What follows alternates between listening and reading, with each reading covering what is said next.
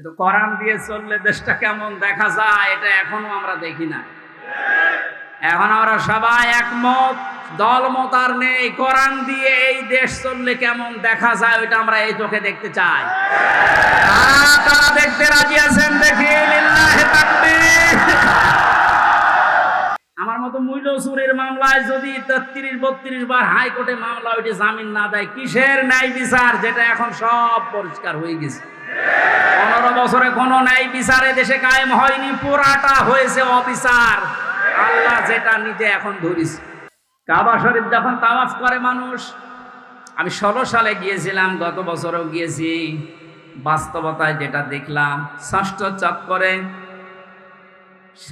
চক্করে মানুষ একটা দোয়া পড়ে আল্লাহর কাছে, আল্লাহুম্মা ইন্না আলাইয়া হুকুকান ফীমা বাইনি ওয়া বাইনিকা।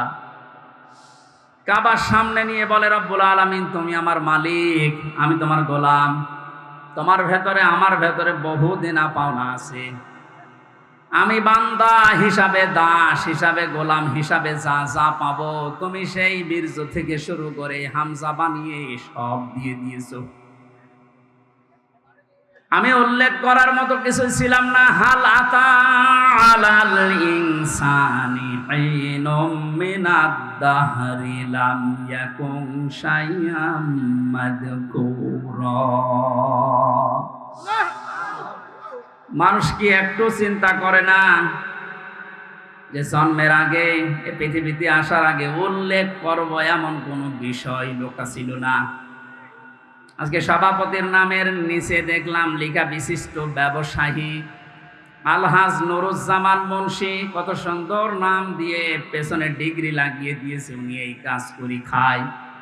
বয়স যদি এখন 60 বছর হয়, 61 বছর আগে এই নাম গন্ধ পৃথিবীর মানুষ জানতো? বলেন বলেন। শুধু এতটুকুই না, বাবার বীর্য যখন মায়ের রেহেমের ভেতরে দ্রুত গতিতে পাস হয়, আল্লাহ পাক বলেন ওই দিকেও একটু তাকাও। ফালিয়ানজুরিল ইনসানু মিম্মা খুলিকা মিম্মা ইন দাফিকিন ইয়াখরুজু মিন বাইনিস সুলবি ওয়াত তারাইব। মানুষকে নজর করে দেখে না কি জিনিস দিয়ে তাকে বানালাম। বাবার স্ফলিঙ্গ দিয়ে দ্রুত গতিতে বের হয়ে যাওয়ায় না পাক পানিটা মায়ের রেহেমের ভেতরে জমা হয়। এই যে সলবন এবং তারাইব দিয়েছেন আল্লাহ। সলবন বলা হয় বাবার লজ্জাস্থান, তারাইব বলা হয় মায়ের লজ্জাস্থানকে। এই দুইটা শব্দ আমি তাফসিরের ভেতরে ব্যাখ্যায় পেয়েছি। আল্লাহ বাবার ক্ষেত্রে 1 বচন দিয়েছেন, মায়ের ক্ষেত্রে বহু বচন দিয়েছেন। কেন দিলেন? তাফসিরে তাবারি মুফাসসিরে আয়াতের এই সলবন আর তারাইবের ব্যাখ্যা করতে গিয়ে লিখেছেন, পৃথিবীতে মানুষকে নিয়ে আসতে বাবার চাইতে মায়ের কমপক্ষে 3 গুণ কষ্ট বেশি হয়। এটা এখানে যত পুরুষ মানুষ আছি আমরা, সর্বোচ্চ 45 ইউনিট কষ্ট যদি আমাদের শরীরের ভেতরে কেউ এনে দেয়, আমি সঙ্গে সঙ্গে মারা যাবো, আর সহ্য করতে পারবো না। বিজ্ঞান জানিয়েছে পৃথিবীতে হামজাকে দুনিয়ায় আনতে তার মায়ের কমপক্ষে 57 ইউনিট কষ্ট সহ্য করা লেগেছে। 45 আসলে আমরা মারা যাব, অথচ উনি সহ্য করেছিলেন 57 ইউনিট। প্রতিটি জিনিস পরিমাপ করার একটা যন্ত্র আছে, কষ্ট মাপ দেওয়ার জন্য একটা যন্ত্র আছে, এটা ইউনিট দিয়ে মাপা লাগে। এই যে এই প্যান্ডেলটা যদি আপনাকে আমি মাপ দিতে বলি, দাড়ি পাল্লায় তুলে দেবেন কি দিয়ে? ফিতা লাগবে, গজ লাগবে, টেপ বলেন, এটা দিয়ে মাপতে দিলে আপনি মাপতে পারবেন এটা কয় গজ। পৃথিবীতে প্রতিটি জিনিস মাপার আলাদা আলাদা যন্ত্র আছে না নেই? কষ্ট মাপার জন্য 45 থেকে 57 আপনি হিসাব করেন। এতগুলো কষ্ট সহ্য করার পরেও শুধু শেষ করেননি। সূরা হাক্কাত 15, 16, 17, 18 এই আয়াতগুলোর তাফসিরে পেয়েছি হামালাতুহু উম্মুহু কুরহা ওয়া ওয়াদাআতুহু কুরহা ওয়া হামলুহু ওয়া ফিসালুহু সালাসুনা শাহরা ইলা আখিরি আয়াত। আল্লাহ পাক বলেন, তোর মা তোকে কষ্টের পরে কষ্ট সহ্য করে পেটে বহন করেছে। শুধু এতটুকু শেষ করেনি, ডেলিভারির যে কষ্টটা এটাও সহ্য করেছে। এতটুকুও শেষ করেনি, 2 থেকে 2.5 বছর পর্যন্ত বুকের দুধ খাওয়িয়েছে। কোন মানুষ যদি এই পৃথিবীতে বলে মায়ের কষ্ট ঋণ আমি শোধ করে দেব, বিশ্বনবী জানিয়েছেন জন্মের পরে যে 1 ফোঁটা দুধ তোমার মুখে মা দিয়েছিল, ওই ঋণটাও কিয়ামত পর্যন্ত শোধ হবে না। মায়ের এই কষ্টের কথা শোনার পরে যে মানুষগুলোর ভেতরে আবেগ আপ্লুত হয়ে মায়ের কথা মনে হচ্ছে যে এই কষ্ট সহ্য করেছে আমার মা, অবশ্যই তাদের উচিত হবে আল্লাহর ইবাদতের পরে মা বাবার দিকে খেয়াল করা, তাদের খেদমত করা। কোরআনে কারীম জানিয়েছে, ওয়া রাব্বুকা আল্লা তা'বুদু ইল্লা ইয়্যাহু ওয়া বিল ওয়ালিদাইনি ইহসানা। এই এদিকে তাকান। আল্লাহ আদেশ দিচ্ছেন, আমি রায় দিয়ে দিলাম। রায় দিচ্ছেন কে? আমি রায় দিয়ে দিলাম, লিখে দিলাম। এই যে কযা মানে ফয়সালা করে দেওয়া, রায় দেওয়া, লিখে দেওয়া, সিদ্ধান্ত জানানো। আমি আল্লাহ সিদ্ধান্ত নিয়েই ফেলেছি, রায় দিয়ে দিয়েছি যে আমার ইবাদতের পরে আর কারো ইবাদত করা যাবে না, আর মা বাবার খেদমত করা লাগবে, তাদের পেছনে খরচ করা লাগবে। মহেশপুর বাসী এখানে একটা শিক্ষা পেয়েছি আমি, আল্লাহর ইবাদত করা, আল্লাহর আইন মানা নফল না ফরজ? আরো জোরে বলেন। মা বাবার আইন মানা। আপনি আলেম, আপনি কথা বলবেন। যারা জানেন না মুখ খুললেন কেন বলেন তো? আমি এখানে একটা শিক্ষা নিতে চাই, আমি গতানুগতিক কথা বলি না। আপনি দেখেন তো কি এখান থেকে বের হয়। আল্লাহর আইন মানা আমরা দেখলাম ফরজ, প্রশ্ন করা যাবে? বলেন না কেন? আল্লাহর আইন আপনার বুঝে আসুক বা না আসুক, এটাই ফাইনাল, কোনো প্রশ্ন। আল্লাহর আইন মানা কি? সবাই মুখ খোলেন তো কি? মা বাবার আইন মানা ফরজ। এই যে মাঝখানে ওয়া আছে, মা বাবার আইন মানা ওয়াজিব না, ফরজ না, ওয়াজিব না। মা বাবার খেদমত করা ফরজ, আইন মানা শুধুমাত্র আল্লাহর ফরজ। কার? আরো জোরে বলেন। আর আল্লাহর পরে রসুলকে আল্লাহ শরীয়ত প্রণেতা বানিয়েছেন, শারে। এজন্য উনি যে নিয়ম নীতিগুলো দিয়েছেন ওইগুলো ফরজ। মা বাবার আইন মানা ফরজ নয়, তাদের সেবা করা, খেদমত করা, টাকা পয়সা তাদের পেছনে খরচ করা কি? বলেন না কেন? কেন ফরজ কেন? আল্লাহ রাব্বুল আলামিন দলিল দিচ্ছেন, আখফিদ লাহুমা জানাহা যুল্লি মিনার রাহমা। এদিকে তাকান, এটা আলেম না? এটা শব্দটা আছে আখফিজ, খফজন মানে ডাউন করা, এরপরে ফল করা। খফজন মানে কি? ডাউন করার পরে ফল করে দেওয়ার আরবি নাম আখফিজ বা খফজন। আল্লাহ বলেন খফজন করবে। জানাহান মানে ডানা, দিল্লুন মানে ছায়া হয় বা নম্রতা হয়। তোর যে ছায়া আছে ডানা, আর এই ডানার ছায়াটা এভাবে ডাউন করার পরে ফল করে দিবি। আমার প্রশ্ন হচ্ছে, এ পৃথিবীতে কোনো মানুষের ডানা আছে কি? এটা কি? তাহলে আল্লাহ এখানে এদন দিত বা আবুদা দিত, এ শব্দ না দিয়ে জানাহুন পাখির ডানা আল্লাহ আমাদেরকে দিলেন। আল্লাহ মনে হয় জানে না তাই জানাহুন দিলেন পাখির ডানা আমাদেরকে ধার করিয়ে। কেন? ডানা আর দুনিয়ায় কারো নেই? পৃথিবীতে আর ডানা কারো আছে না নেই? কিসের আছে? আরে ভাই পাখির ডানায় তো দিয়েছে। পাখি বাদ দিয়ে পৃথিবীতে আর কারো ডানা নেই? আছে, এরোপ্লেনের ডানা আছে, হেলিকপ্টারের ডানা নেই? ওদের ডানাটা আল্লাহ এখানে লাগালেন না কেন? তাহলে তো আমাদের এই যে জানাহুন দেওয়া লাগতো না। পাখির ডানার কথা দিয়েছেন এই জন্য তাফসীর মাহফিলে আসতে হয়। আপনারা শুনতেছেন? জানাহুন শব্দটা আল্লাহ পাখির কাছ থেকে ধার করে আমাদেরকে লাগিয়ে দিলেন, কারণ আমাদের এই হাতের ভেতরে পর নেই, এর ভেতরে মোলায়েম কোনো কিছু নেই, সব শক্ত। পালক আছে, পর আছে, মোলায়েম করার কোনো কিছু নেই, এটা শক্ত। কিন্তু পাখির ডানার ভেতরে পর আছে, পালক আছে, একটার পরে আর একটা যখন লাগিয়ে দেয় সফট হয়ে যায়, কোমল নরম তুলতুলে হয়ে যায়। আল্লাহ এতটুকু শেষ করেন, জানাহাত দুল্লি মিনার রহমা দিয়েছে, যে পাখির ডানাটা শুধু ডানা এভাবে ডাউন করে না, ও যখন ডাউন করার পরে ফল করে দেয়, ওর নিচে পাখির বাচ্চাগুলো যাবার পর একটা কিচির মিচির আওয়াজ দেয়। বাংলাতে এটা বলে অনির্বচন সুখ। কি বলে? একটা অনির্বচন সুখ অনুভব করার কারণে ভেতর থেকে আওয়াজ হয় কিচির মিচির। আমরা মনে করি কিচির মিচির না, এই আনন্দটা, এই আওয়াজটা পাওয়ার জন্য পাখির ডানাটা এই জন্যই দিয়েছেন মানুষকে বোঝাতে, পৃথিবীর বান্দা বান্দিরা, তোমার মা আর বাবা যখন শেষ বয়সে চলে যাবে, তারা যেন তোমার এই পাখির ডানার মতো হাতের যে ছায়া এর নিচে পড়ার পরে যেন একটা আনন্দ অনুভব করে, যে আমার হামজা থাকতে অন্তত আমার আর কোনো চিন্তা নেই।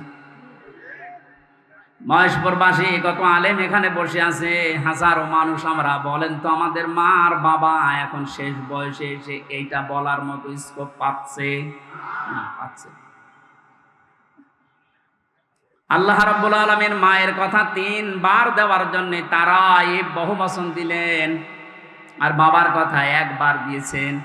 আমি যেটা পর্যন্ত এটা নিয়ে এসেছিলাম, নেই থেকে শুরু করে এ পর্যন্ত যিনি নিয়ে আসলেন, কারো সাহায্য যার লাগেনি। মার বাবার এই যে স্ফলিঙ্গ দিয়ে নাপাক পানিটা দিয়ে তাফসীরে পড়েছি, আল্লাহ 8টা জিনিস বানিয়েছিলেন: রক্ত, গোশত, চর্বি আর চামড়া, চুল, রগ, হাড় আর পর্দা। 8টা জিনিস যখন মায়ের রেহেমের ভেতরে এক হয়ে যায়, আল্লাহ পাক তখন ফেরেশতাদেরকে বলে, আমি আল্লাহ আমার রব নামের কারণে 5টা জিনিস একে দান করব। ওয়াজআলা লাকুমুস সামআ ওয়াল আবসারা ওয়াল আফইদা ইলা আখিরিল আয়াত। সূরা নাহলের 78 নম্বর আয়াতের মাঝের অংশে আল্লাহ জানিয়েছেন, শ্রবণ শক্তি, দর্শন শক্তি, বাক শক্তি, আকেল শক্তি আর ঘ্রাণ শক্তি, এই 5টা আমি আল্লাহ নিজে তাকে দান করেছি। একটাও যদি কম দিতাম, দুনিয়ায় আসতো ওই লোকটা কিন্তু অপূর্ণাঙ্গ হয়ে। এখানে অনেকাংশ মানুষ, আমরা সব পূর্ণাঙ্গ মানুষ, কয়েকজন হয়তো আছে বিকলাঙ্গ, অন্ধ, ন্যাংড়া, কিন্তু হাজারো মানুষ আমরা সব পূর্ণাঙ্গ মানুষ। আল্লাহ নিজের পক্ষ থেকে একটাও যদি কম দিত, তো কি অবস্থা হয়তো সারা জীবন, আপনি ভাবেন। আল্লাহ পাক এই জন্যই জানিয়েছেন, হে পৃথিবীর মানুষেরা,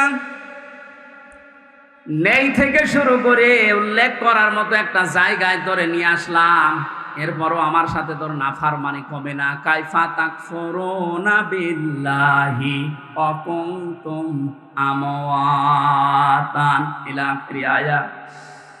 বালাগাত মান্তিক যারা পড়ায় বা জানে, কাইফা শব্দটা 11টা বিষয়ের আগে আল্লাহ ব্যবহার করেন।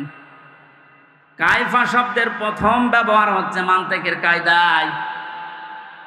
আল্লাহরও বিশ্বাস হতে চায় না এমন জায়গাকে আল্লাহ কাইফা দিয়ে শুরু করেন। এটা এতক্ষণ যেটা বলছিলাম, বীর্য থেকে শুরু করে এ পর্যন্ত আনার পেছনে কারো কোনো অবদান নেই। মার বাবা শুধু এক বিছানায় ছিল, এতটুকু তাদের কাজ। বাকি যা করার বলেন তো কে করেছে? এই মানুষ এখান থেকে হামজা পর্যন্ত হবার পরে যখন নাফরমানি করে, তখন আল্লাহ কাইফা শব্দ দিয়ে শুরু করেছে, যে কি করে নাফরমানি করে আমারও বিশ্বাস হয় না। কাবার গেলাপ ধরে মানুষ কিন্তু ষষ্ঠ চক্করে এইটাই বলে এসেছি আমরা, রব্বুল আলামিন, আমি তোমার গোলাম হিসাবে, বান্দা হিসাবে বহু কিছু আমাকে তুমি দিয়েছো, ওই যে বীর্য থেকে পর্যন্ত, কিন্তু তুমি আমার মালিক হিসাবে আমার তো কিছু দেওয়া দরকার। আমি তো কিছুই তোমার আজ পর্যন্ত দিতে পারলাম না। তবে একটা জিনিস আমার আছে, পুঁজি। তোমার ওই রহমান, ওই গাফফার, ওই গফর নামের খাতিরে এই কাবা সামনে নিয়ে বলছে আমারে মাফ করে দাও। এই জন্য যারা তাওবা করার জন্য এখনো রাজি হননি, এখনো পর্যন্ত শয়তানের ধোঁকায় পড়ে আছেন, সুযোগ আছে, আপনারা আশা করছি ফিরে আসবেন। আল্লাহ রাব্বুল আলামিন এই যে রাত 12টার পরে তাহাজ্জুদের সময়ে প্রথম আসমানে এসে আপনাদের মতো আমাদের মতো মানুষকে ডাক দিয়ে বলবো আসো ক্ষমা চাও, ভুল করে ফেলেছো ক্ষমা চাও। আমরা যেন ক্ষমা চেয়ে নিজের জীবনটাকে মুহাম্মদুর রাসূলুল্লাহর উম্মতে পরিণত করতে পারি, বলেন আমিন। মহেশপুর মাসে বান্দা যখন এটা পড়তে পড়তে কিছুক্ষণ যাবার পরে দেখবে না লজ্জা লাগে, পড়ার মতো না, আল্লাহ পাক বলবেন না পড়া লাগবে। আমার তো ওই দিবসের কথা মনে হয়ে এখন আফসোস হচ্ছে, আল্লাহ আমি কি সত্যি পড়তে পারবো?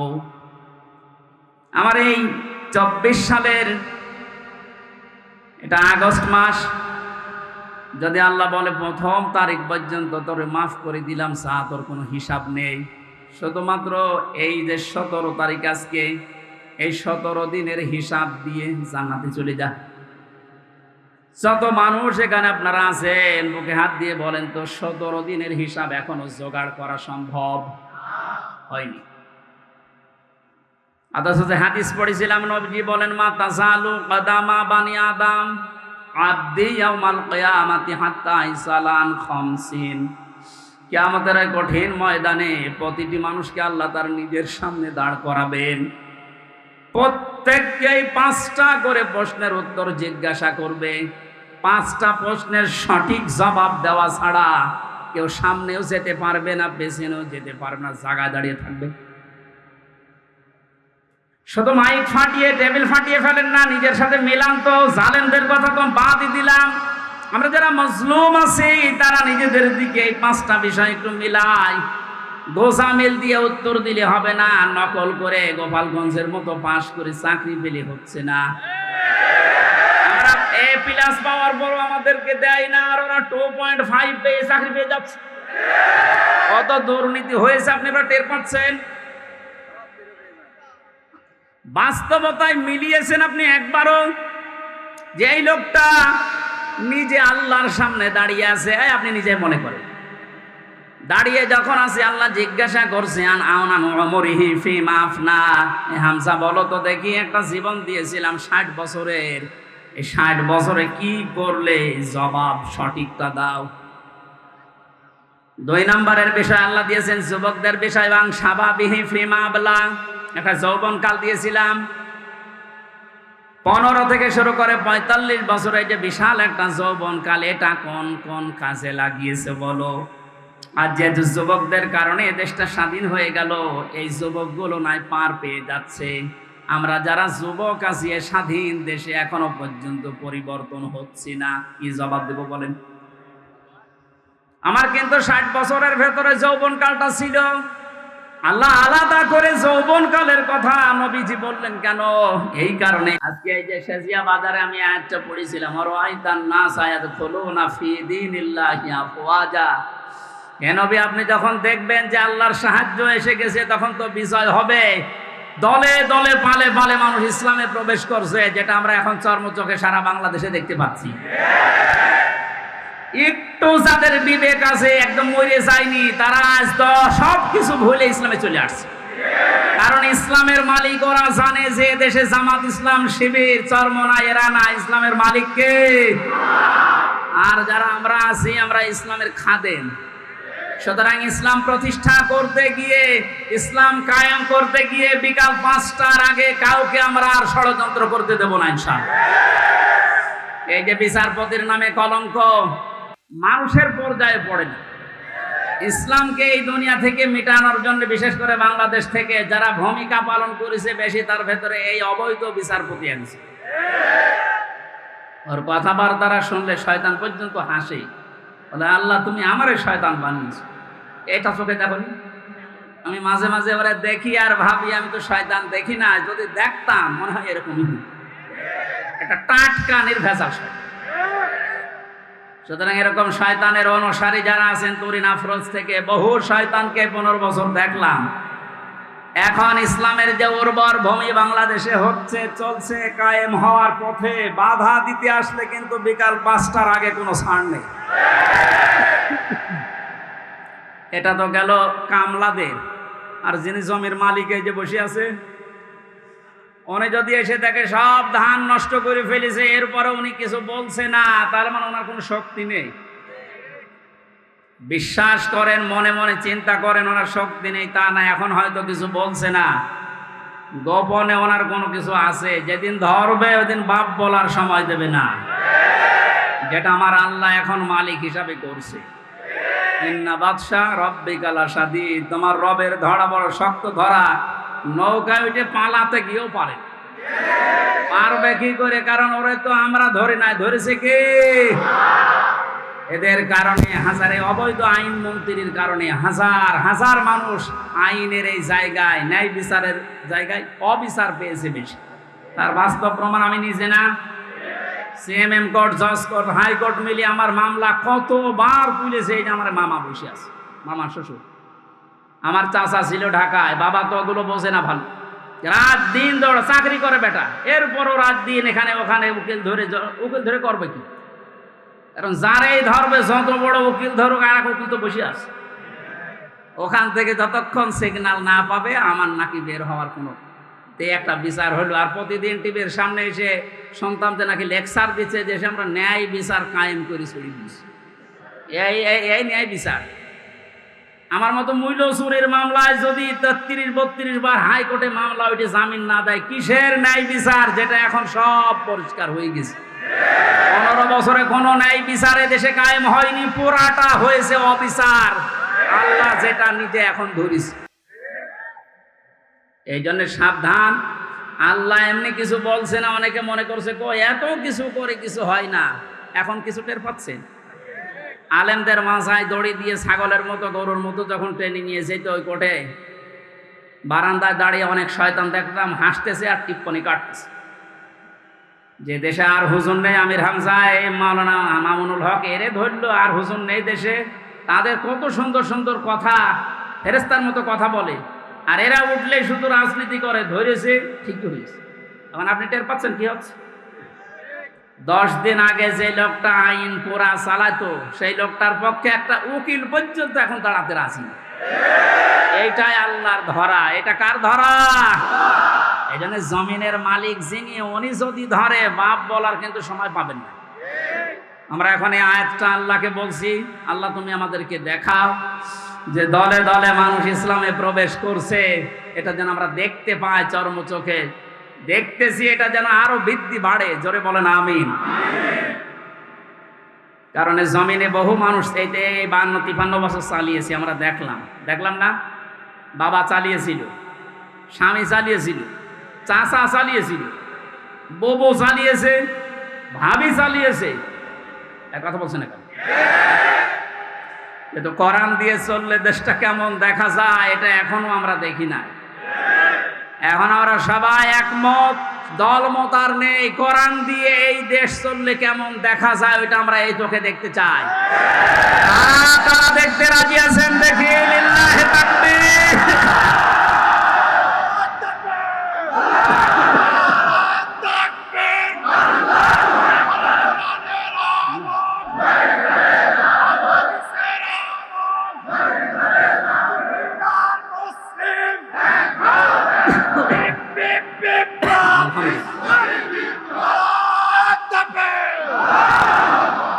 এজন্য কোরআনের খাদেম আমরা যারা এখানে বসে আছি, আমাদের কোনো টেনশন নেই। কায়েম হলেও এদেশে ভালো, না হলেও আমার কোনো লস নেই। আমার বেতন আছে বিকাল 5টায়, তার নাম জান্নাত। ওটা আল্লাহ আমাকে দেবে।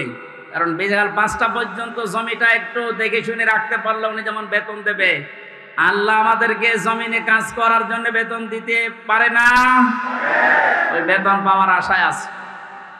কিয়ামতের ভয়াবহতার কথা আজকের তেলাওয়াত কিন্তু আয়াতগুলোতে ছিল। যেহেতু আমরা বলেছিলাম 1 ঘন্টা, এই জন্য খুব তাড়াতাড়ি করছি, সামারাইজ করছি। আল্লাহ রাব্বুল আলামিন সূরা হাক্কাত 52টা আয়াত দিয়েছেন। কিয়ামতের যে ভয়াবহ দৃশ্য, এগুলো আল্লাহ তুলে ধরেছেন প্রথম থেকে। পুরাটা তাফসীর করতে গেলে অনেক সময় লাগবে। সামনে আরো 2টা মাহফিলে এলাকায় আছে, আমরা ওখানে ধারাবাহিকভাবে বলবো ইনশাল্লাহ। আজকে খুব কম সময় নিচ্ছি, হাক্কাতের 19 থেকে শুরু করে যতটুকু পারা যায়। আল্লাহ রাব্বুল আলামিন বলেন, ফাআম্মা মান উতিয়া কিতাবাহু বিয়ামিনিহি ফায়াকুলু হাউমুকরাউ কিতাবিয়া। কিছু তথ্য আছে, নতুন আলেমরা যারা, জ্ঞানী মানুষ যারা ভালো করে শুনবেন। আল্লাহ পাক বলেন, কিয়ামতের কঠিন ময়দানে যেদিন বিচার শুরু হবে, ফাকাইফা তাত্তাকুনা ইন কাফারতুম ইয়াওমা ইয়াজালুল ওয়িলদানা শিবা।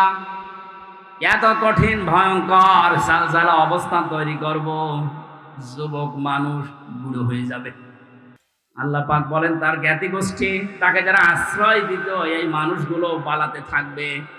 ও দুনিয়ার মানুষেরা, পৃথিবীতে আমরা বিপদে পড়লে, হামলা মামলার শিকার হলে আগে ভাই আগিয়ে আসে, বাবা আসে, বংশের লোক আসে, জ্ঞাতি গোষ্ঠী যে দল করি ওই দলের লোক আসে। আল্লাহ পয়েন্ট আকারে ওগুলো আগে দিয়েছেন যে এইগুলো আগে পালাবে। একটা বারের জন্য আপনার বিবেকে নাড়া দেয় না যে এইগুলো যদি পালায়? যারা ধোঁকা দিয়ে অনেককে 15 বছর বোকা বানিয়ে রেখেছিল, পীরের নামে হাজার হাজার লক্ষ লক্ষ ভণ্ড বেরিয়ে, যে কোনো চিন্তা নেই আমরা আছি, ওরা আগে পালাবে। আমরা বিবেককে একটু রায় দেয় না যে মা যদি পালায়, বাবা যদি বলে না আমি বিয়ে করিনি, সন্তান পাবো কোথায়? আমার তো এই আয়াত পড়ার পর বিশ্বাস হয়, লক্ষ কোটি পীরেরা বলবে আল্লাহ দুনিয়া আমি পীরই ছিলাম, মুরিদ পাবো কোথায়? এই জন্য কোনো ভণ্ডের উপরে আশা আকাঙ্ক্ষা ভরসা না করে নিজের কাজের দিকে ভরসা করেন। আল্লাহ বলেন তোকে পড়তে দেব, পড়, ধরে আমল নামাটা পড়। ফায়াকুলু হাউমুকরাউ কিতাবিয়া ইন্নী যানানতু আন্নী মুলাকিন হিসাবিয়া। কিতাবটা হাতে নিয়ে পড়তে আরম্ভ করবে আর বলবে অবশ্যই আমি এটা বিশ্বাস করে চলতাম যে আমাকে একদিন আল্লাহর দরবারে এভাবে হিসাব দেওয়া লাগবে। শুধু এই আয়াতটাই মানুষের জীবন পরিবর্তন করে দিতে পারে। কষ্ট হচ্ছে আপনাদের? আয়াতটার তাফসিরে আমি তাবারিতে পড়েছি, খলিফাতুল মুসলিমিন হযরত ওমর রাদিয়াল্লাহু তাআলা আনহু তার সন্তানটাকে একবার ভর্তি করলেন মাদ্রাসায়।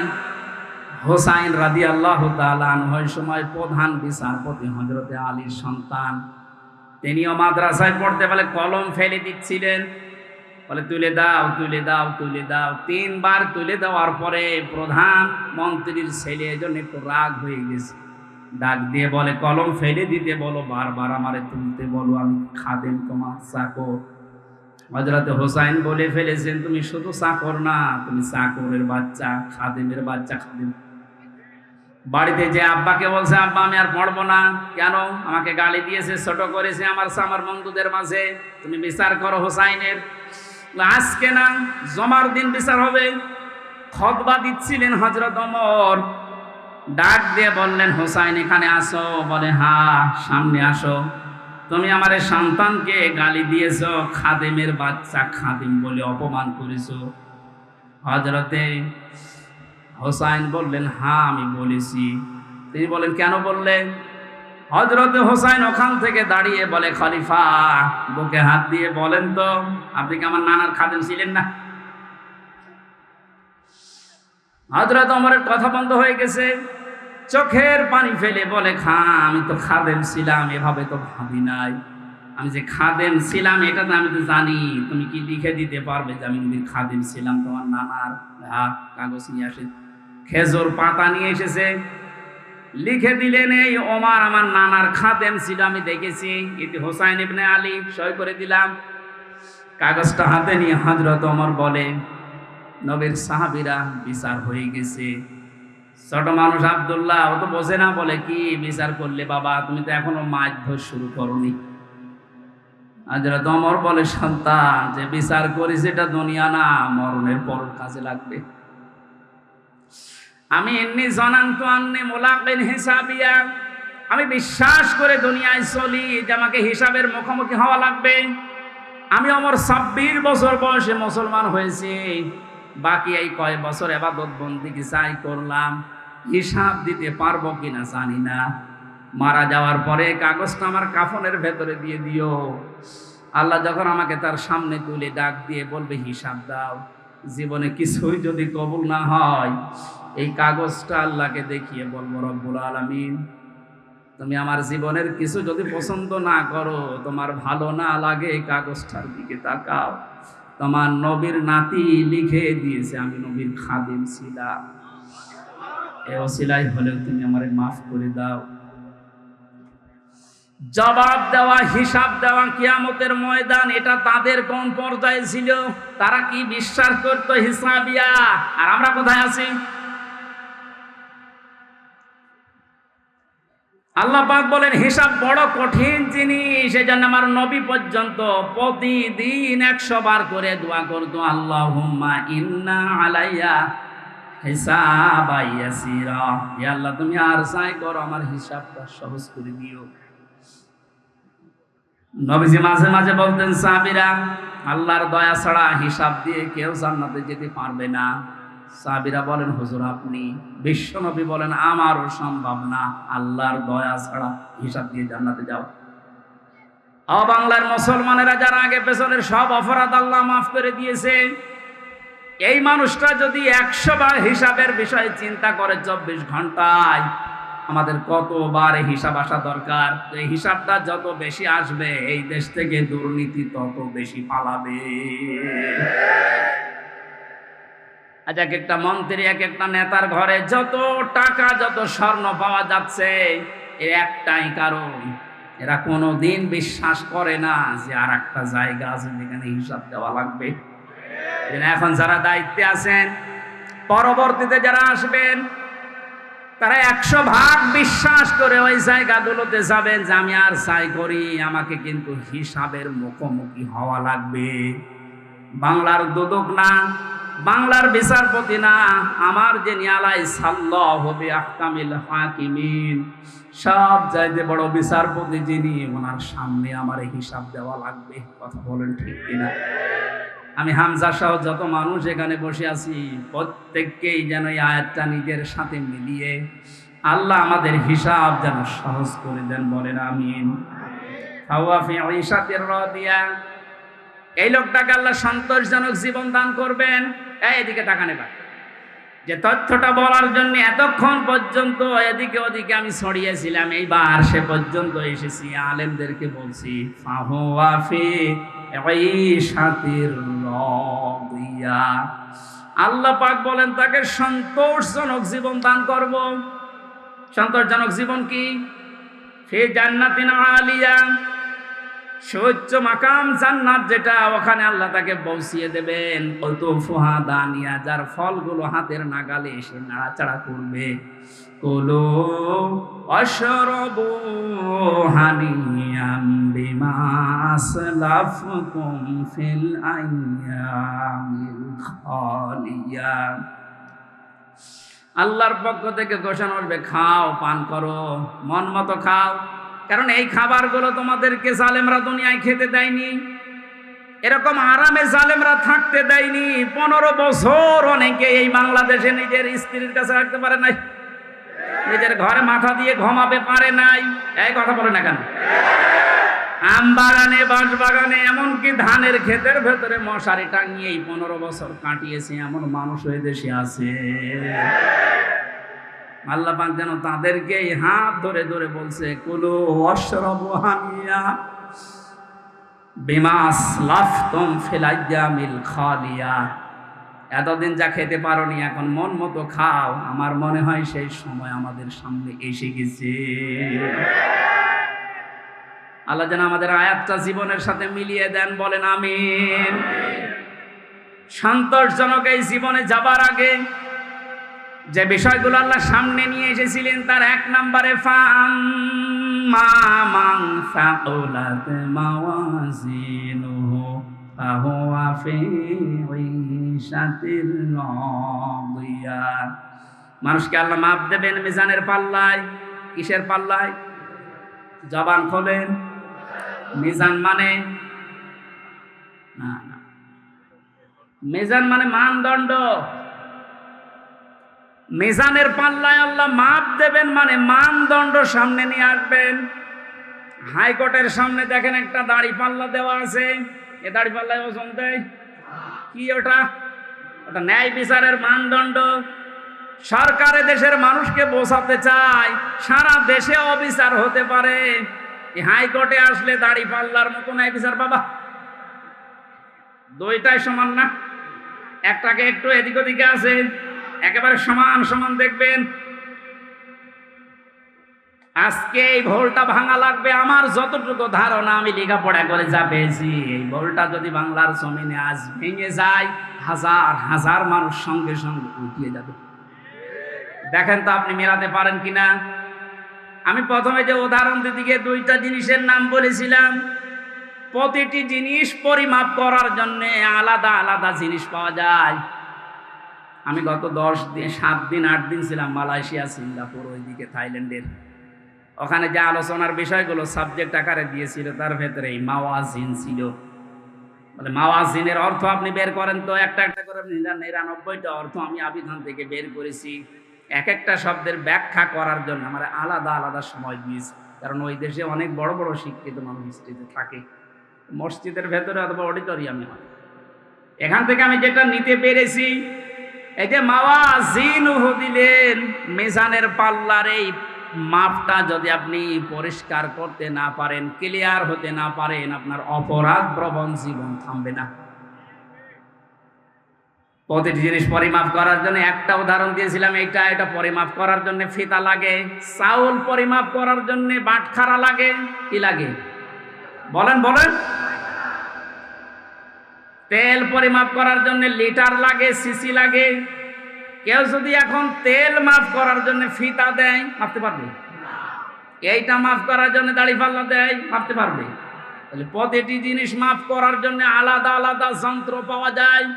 কিয়ামতে আল্লাহ ফাহুয়া ফি ঈশাতির রাদিয়া, সন্তোষজনক জীবনে আপনার পৌঁছে দেবে। এখানে যাবার আগে একটা কাজ যে করবে, মাপ। কি মাপ? মানে পরিমাপ। এই যে মিজানের পাল্লা বলছেন আপনি, মানদণ্ডে আল্লাহ মাপ দেবেন। আবার বলছে, ভালো করে শুনবেন, গীবত করবেন না কিন্তু বাইরে যেয়ে। প্রতিটি জিনিস যদি পরিমাপ করার জন্য আলাদা আলাদা যন্ত্র থাকে, কিয়ামতের দিন আল্লাহ মিজানের পাল্লায় মাপ দেবে কি? আমল। আমল কি মাপ দেবে? বলেন বলেন।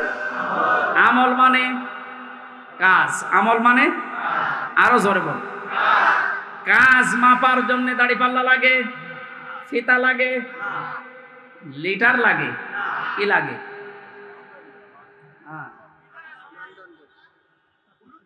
কে বলেছে না?